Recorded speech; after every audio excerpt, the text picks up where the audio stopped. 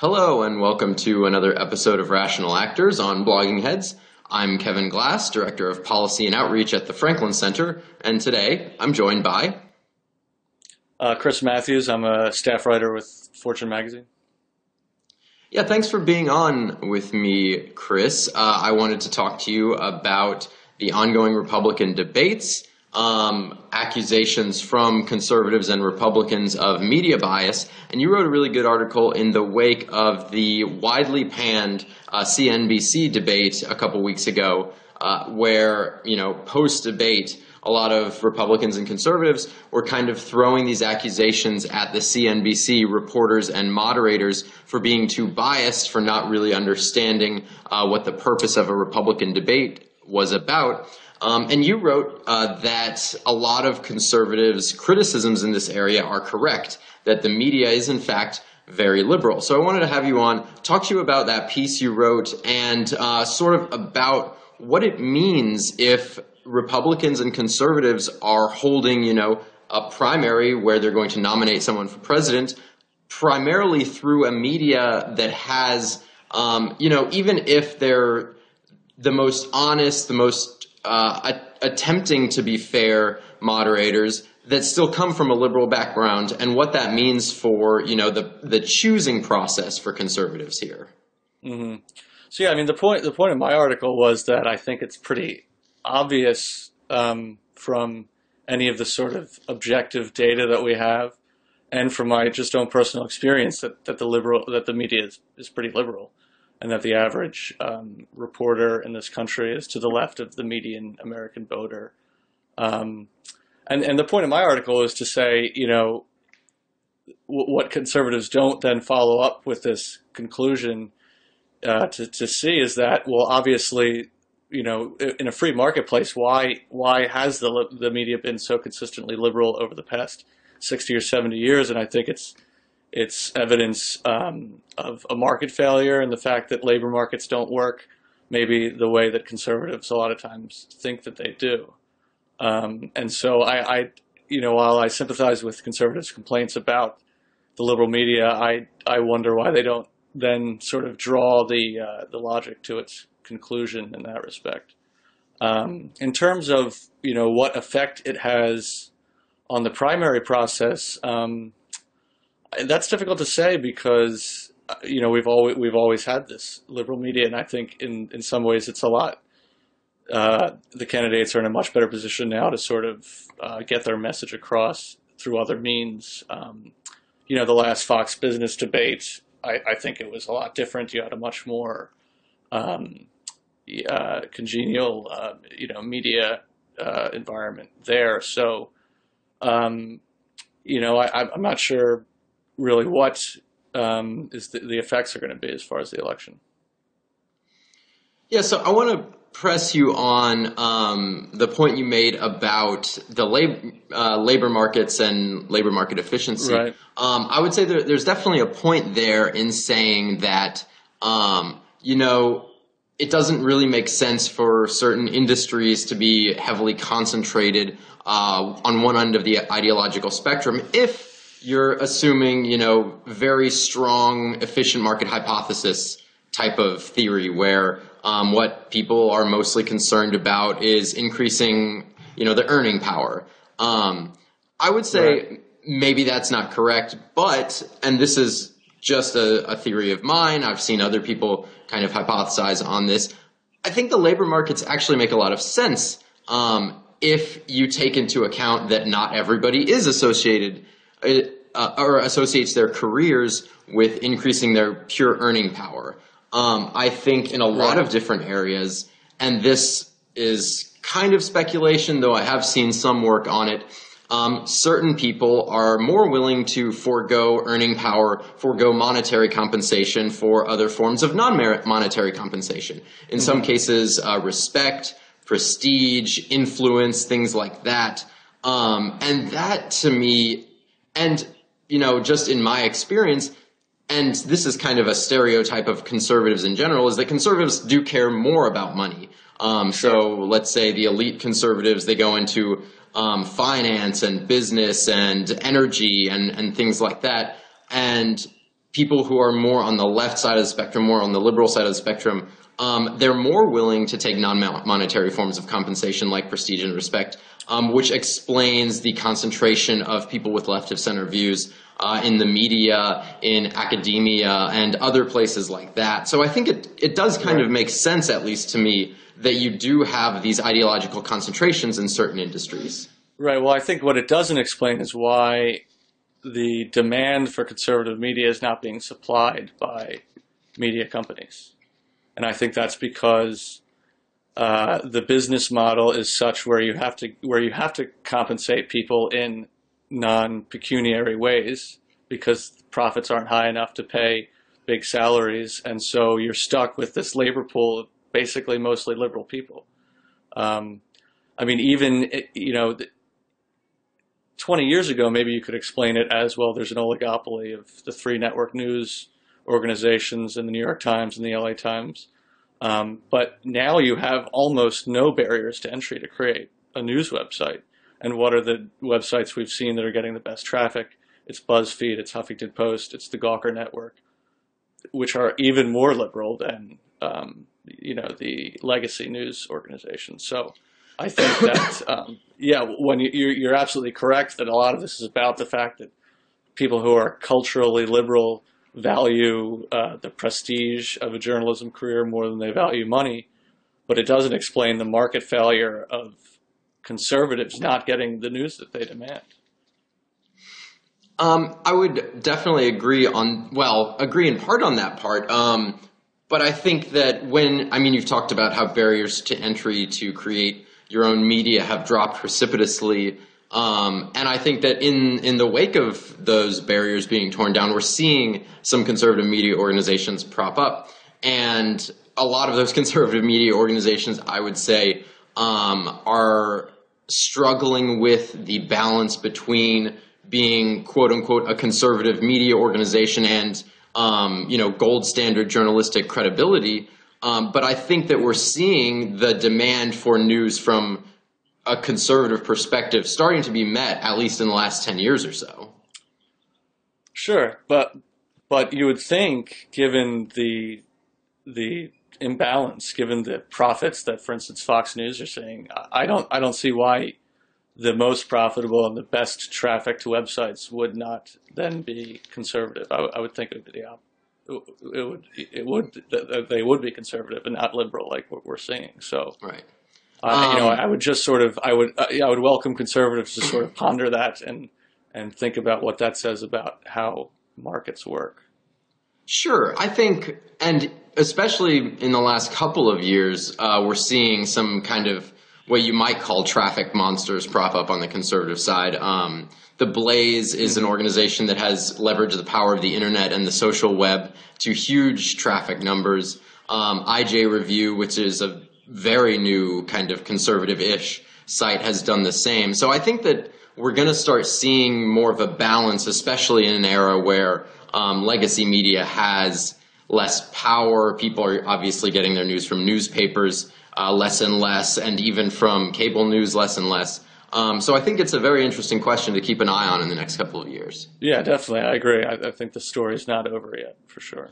But I did want to ask, so in the wake of kind of these conservative complaints about mainstream media or left of center media helping in this selection process for their presidential nominee, what it is that they need to do? Do they need to, partner with more explicitly conservative news organizations in some of these debates to try and get people who are helping them decide, who come from a conservative perspective? I mean, we've seen, I think the next debate is CNN partnering with Salem Media, which, disclosure, I used to work for Salem Media, and they have a fairly large kind of conservative news empire. Or is it kind of that model where we see these legacy media partnering with conservative media for some of these debates? Or is it more a process of choosing the right moderators no matter where you're coming from? Yeah, I think it's a combination of both. I mean, I think the CNBC debate was particularly bad, and it wasn't just because of partisan bias. I mean, first of all, the CNBC anchors, if you happen to watch them, and not very many people do, but they generally approach issues, at least economically, from a free markets perspective. And I think they were just bad questions, and they were trying to be. I think there's a bias in journalism towards creating controversy, and a bias in journalism towards inflating um, our own role in the process. And so, a lot of journalists sort of see themselves as, it's my job to take these politicians to task, and that hasn't really worked, especially in this cycle, especially because of the distrust on the side of the conservatives. So, Ted Cruz can get away with not answering a substantive question by saying that it's not a substantive question, and the audience agrees with that. So, I think the following debate, in which you had questions that were not tough questions, you actually ended up getting more of a contrast between the candidates. You allowed the candidates to debate the issues themselves. And so I think it's kind of just learning from your mistakes in that way. And sure, bring in more conservative voices, maybe have one straight news guy and one person who's, more of a commentator. I think both those things could help the process. Yeah, and I know from kind of the interior conservative movement perspective, there's a tension between saying that obviously we have these mainstream media moderators who don't really understand the conservative perspective, are kind of, like you said, mining for controversy. We saw a lot of people reject the kind of, hey, raise up your hands if you believe X types of questions. But there's a tension between that and having a conservative debate where everyone's on the same side, and it devolves into a pandering to the base kind of talking points fest, because a lot of conservatives see that as very risky once you get into the general election, now that we're in an era of kind of a rally the base in the primary, move to the center in the general. And they don't want to have debates where conservatives are saying things that might be massive applause lines to a conservative base audience that are then going to be hard to disavow and turn off some of the more moderate or centrist voters that you need to win a general. So I think it's a really tough line for the RNC to try and toe here, because they don't want to come out of the Republican primary with a nominee who's going to be fairly unacceptable to the vast American middle, or whatever you want to call it. Right. I mean, there's just so many ways in which this Republican nomination is fascinating, because a lot of the dynamics that have been set into play are the results of conservative agendas, like allowing there to be more spending on campaigns. That has changed the dynamics of the race in ways I don't think the RNC necessarily predicted. You just happen to have a ton of candidates right now, which sort of makes it difficult to avoid that pandering fest, I think, because frankly, there's just not enough ways in which these people are going to disagree on a lot of these issues. I mean, they're from the same party, so they generally agree on things. And I think that if you got rid of half of them, you might avoid some of those issues.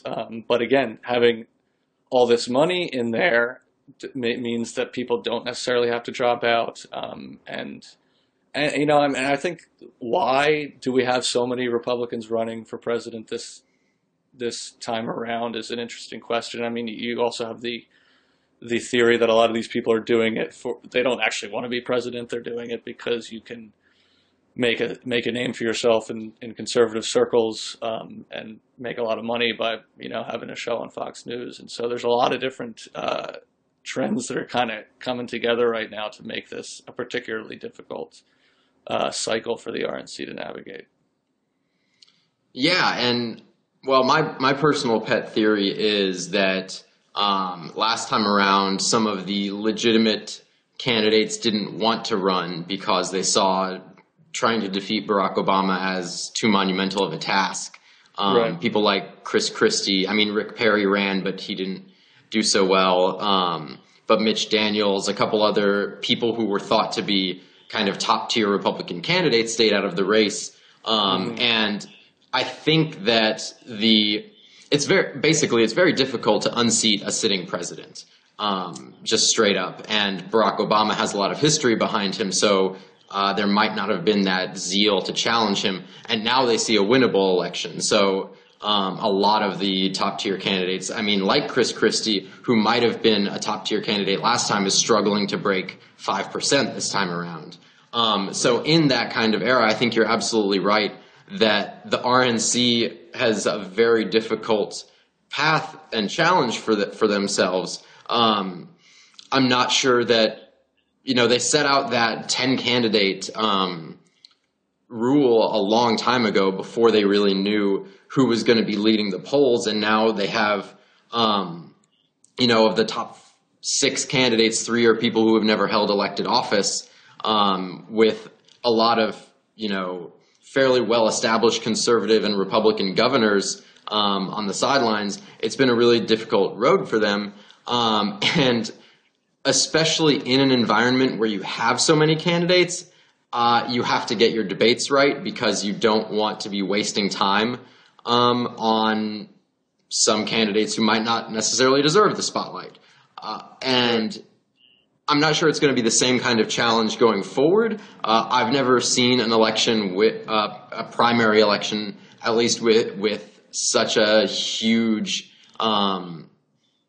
diverse body of candidates running. So I'm not sure if they're going to see that again in the future. But I do think it is causing some people at the RNC, people in the Republican Party, to kind of reevaluate the process going forward. Mm-hmm.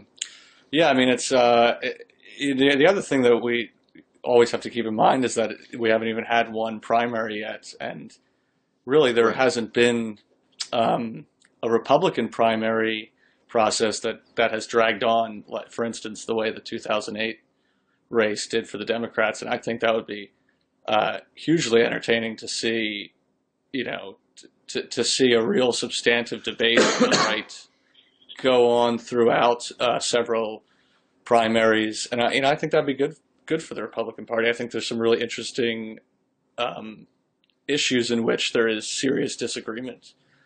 Things like immigration that are important issues that both sides kind of have valid points, and right. I think it's healthy for the Republican Party to kind of work it out. So.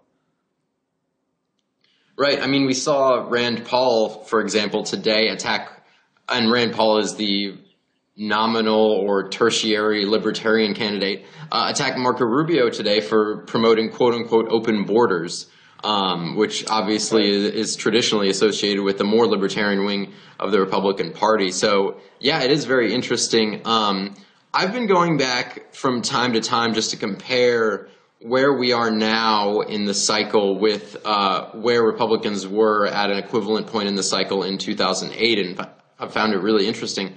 Obviously, right now, Donald Trump has a double-digit polling lead, which is, something that horrifies the Republican establishment. But at this point in 2008, it was a very, very close, at least national polling race between Rudy Giuliani and Mike Huckabee, 2 candidates who did not win the nomination, and Giuliani, who was a consistent polling leader through December in 2008, didn't win a single delegate in the Republican race. So despite us seeing a fairly large lead by Donald Trump and Ben Carson still being in second place, that isn't necessarily a predictor of future electoral success.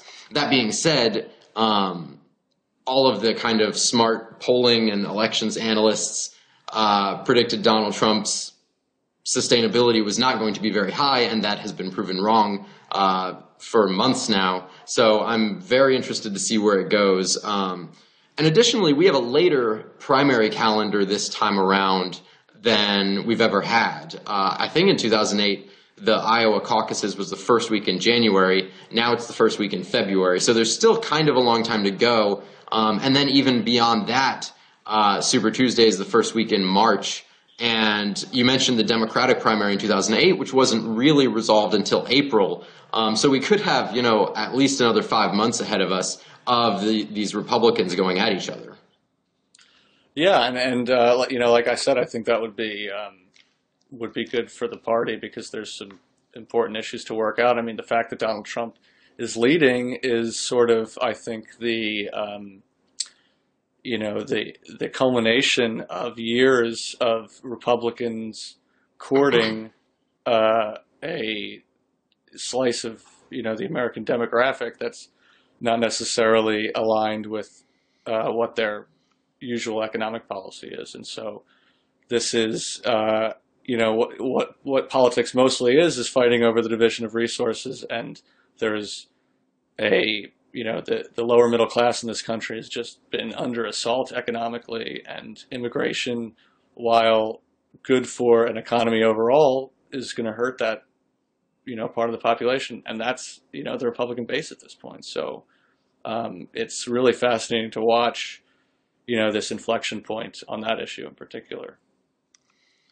Yes, definitely. And Donald Trump has kind of leashed the populist component that was, like you said, latent on the conservative side for a long time.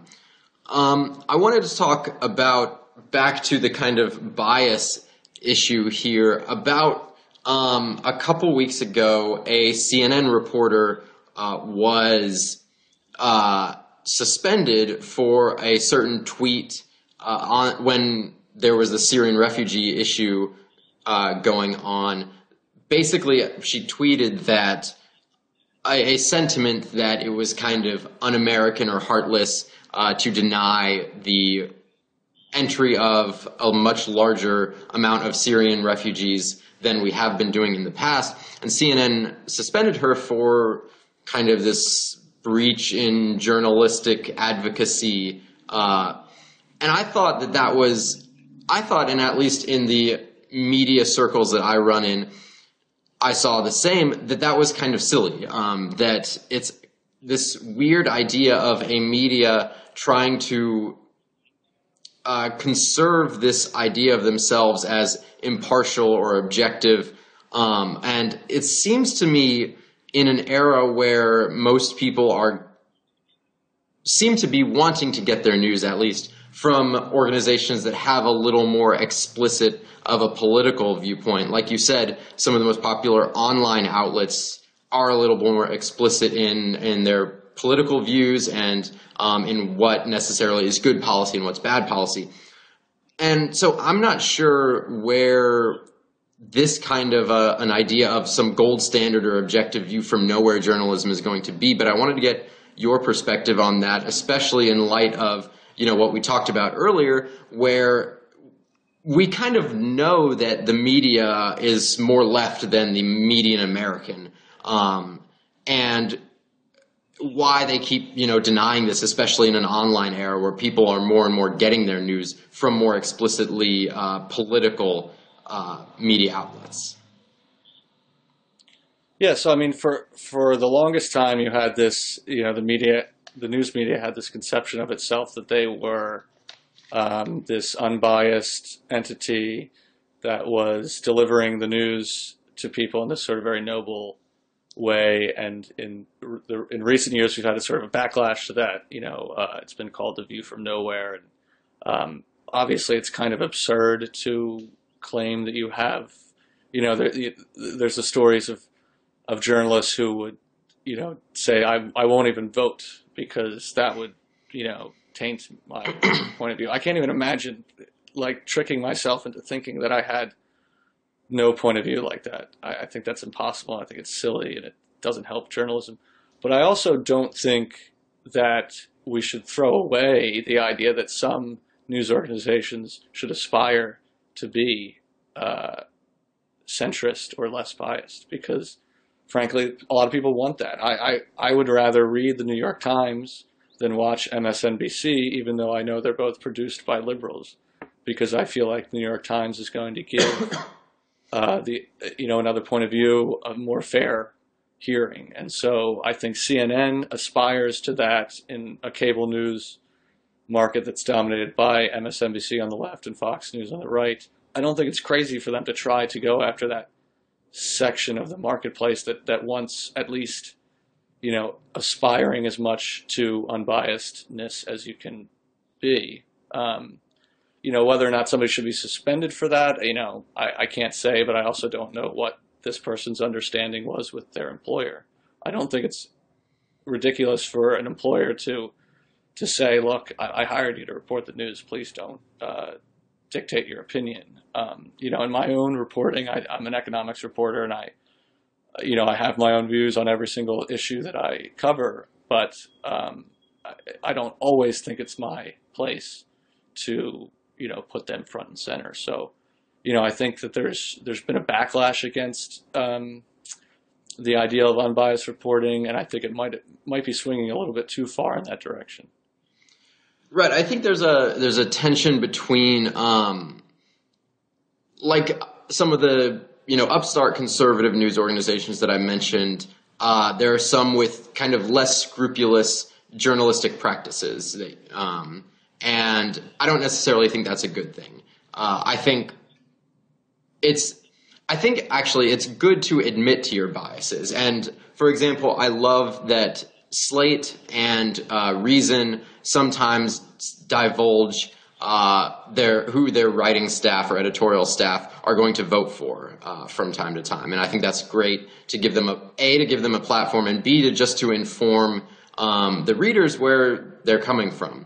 However, I do think, like you said, it is good for some organizations to at least aspire to a view from nowhere kind of journalism, as long as they're not tricking themselves into thinking that they genuinely are unbiased. So, like you mentioned, having a reporter who doesn't vote because they think that that's going to bias their reporting, if that's fine, because there are psychological biases at play. If you support someone, it might influence you in even the most subtle kind of way. But I think it's a bad thing if they're using that to trick themselves into thinking that they don't have a viewpoint on a lot of things. And a lot of criticisms that both, some people on the far right and the far left have are that there's this kind of extremism of the center that is a very strong consensus on a lot of different issues that actually should be considered kind of crazy. So on a lot of foreign policy issues, for example, they think that the going to war or drone strikes or, government surveillance that we put up with on a day-to-day basis is actually quite extreme. Even though a lot of these, quote unquote unbiased or centrist reporters, view from nowhere type reporters, accept it as a status quo without questioning it, while also kind of trying to trick themselves into thinking that their acceptance of that status quo isn't a viewpoint in and of itself. So I think that that's a bad animating influence in journalism, to try and be tricking yourself all the time into thinking that you are genuinely, above the political fray. But I don't think it's necessarily a bad thing to try and aspire to coming at whatever story you're coming at from a unbiased or just straight news angle instead of like an advocacy journalism angle. Yeah, I think, take the issue of drone strikes. A lot of times when you have a sort of Washington, D.C. consensus, there's really not that big of a difference between, Barack Obama's foreign policy and whatever Marco Rubio's foreign policy would be. They like to pretend there is, but there is a general consensus in D.C. that U.S. foreign policy should be muscular and active and trying to prevent bad things from happening. And so sometimes I think when journalists approach an issue like that from a position of unbiasedness, they end up ignoring what is actually the opposite side of that argument, because there's so much agreement in D.C. You could say the same thing about something like trade policy for a long time. That's kind of that's sort of coming to an end at this point with the Trans-Pacific Partnership negotiations. There's, I think, more disagreement on that issue than there has been for 30 years on the issue of free trade agreements. But for the longest time, it would be, well, I'm going to report the Republican point of view and then the Democratic point of view on this issue. And frankly, they're not that far apart. So we're not actually getting a real debate. And I think that's kind of where the view from nowhere criticism does become pretty valid.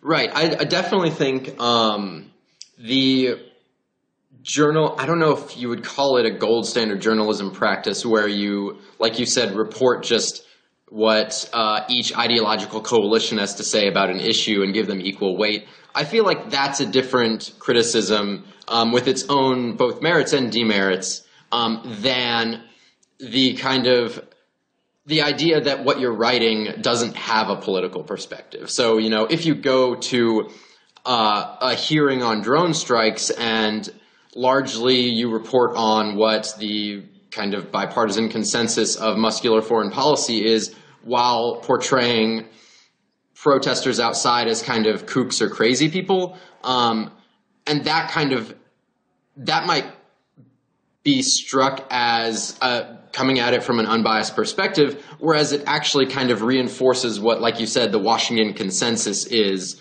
on an issue. And that doesn't necessarily mean that, the one side, other side type of journalism is invalid, especially when it comes to more partisan issues. But I do think there are these centrist or Washington consensus biases at play in the mainstream media that are unchallenged. And I think that both the far left and the far right have pretty good critiques of that. And you're talking more about, the people who approach an issue saying that, the compromise somewhere in the middle must be the correct solution to this problem. Yeah. Yeah, I mean... or it's kind of implicitly implied, It's like right. The two sides won't come together on this. What they need to do is come together, and that will just, right. Solve the problem. I think that the reason for that is that that point of view is very appealing to a lot of people out there. And because if that is true, then there really isn't any question that can't be overcome. If all we need to do is compromise, then, the world is a much more simple place than, politics is about taking resources from one group and giving it to another, which is what politics mostly is.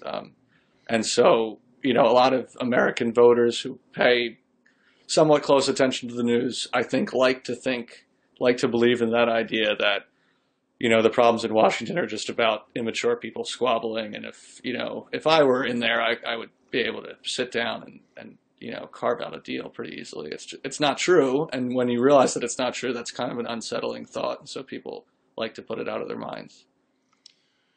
Right. And I also think that kind of view that you just elaborated on, the kind of why don't they come together view, is almost radicalizing for the people who are on the far left and the far right. And you see them say, there are people on those sides who both of them are absolutely convinced that their party always compromises, the other party never does, and that's why they're losing. And that kind of, I guess, meet in the middle type of journalism, where it's kind of unspoken that that's what the solution needs to be, really alienates both of those sides. And it's kind of the animating impulse of the Bernie Sanderses of the world and the Ted Cruzes of the world, is that, our parties, they're compromising too much. And we need to not accept these kind of status quo policies, because that's the result of compromise, and that's also what's wrong with America today. Yeah, absolutely. And I think, from my point of view, I think that's a little bit stronger on the right. I mean, I think if you look at Hillary Clinton, for instance, pledging to not raise taxes on the middle class, that pretty much rules out most far left goals in economic policy. And she doesn't seem to be getting dinged too much for that. We'll see. Obviously, there hasn't been any elections yet. She could very well lose, and I think Bernie Sanders has a decent chance of winning. But I think the problem the Republicans have right now is that they have such an animated base that has very strong views on things. And it's difficult to see how a Republican's going to get out of this primary process without having to promise to, cut Social Security and Medicare, which, American people just don't want cut for the most part. Right. I wonder, though, how much of that is a product of the Obama era, really. You look at Daily Kos diaries from 2005, post Bush's second election, and it's kind of a mirror image of what we see on the right now, which is, we compromised too much, we got John Kerry, and Bush flattened him, and that's why we lose. And back then we had kind of these weird electoral think pieces about the permanent Republican majority, which obviously turned out completely BS. And now we have the opposite, where it's a permanent Democratic majority, which I don't necessarily think is going to hold either, though, we'll see. And certainly I think if the Democrats nominate Hillary Clinton and she loses, we're going to see a lot of that. Like, we compromised too much with Hillary Clinton, who is, pro-Wall Street, kind of close ties to corporations, things like that. And we need to have more purity on our side. So I kind of think that that's a product of the Obama era, but I guess time will tell. Yeah, the one sort of flaw in that argument is that Barack Obama himself wasn't a very far left candidate and isn't a very far left president. He is a pragmatist, and his healthcare plan in '08 was to the right of Hillary's, for instance.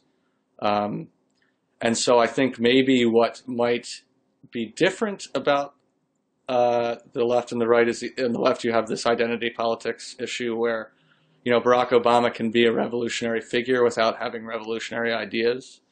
And maybe that's sort of the role that Trump is playing because, Trump is sort of a cipher when it comes to economic policy. He's spoken out against, for instance, cutting, entitlement programs. His tax plan is, wildly unrealistic and does reduce taxes on the rich quite a bit. But I could totally see him getting in there and not really taking a hard line on some of the issues that, for instance, Mitt Romney and Paul Ryan felt like they had to take a hard line on. Yeah. Well, that's about all the time we have for today. Let's leave it there. Thanks a lot for coming on with me, Chris. Great. Thanks for having me. And I will see everyone next time on Blogging Heads.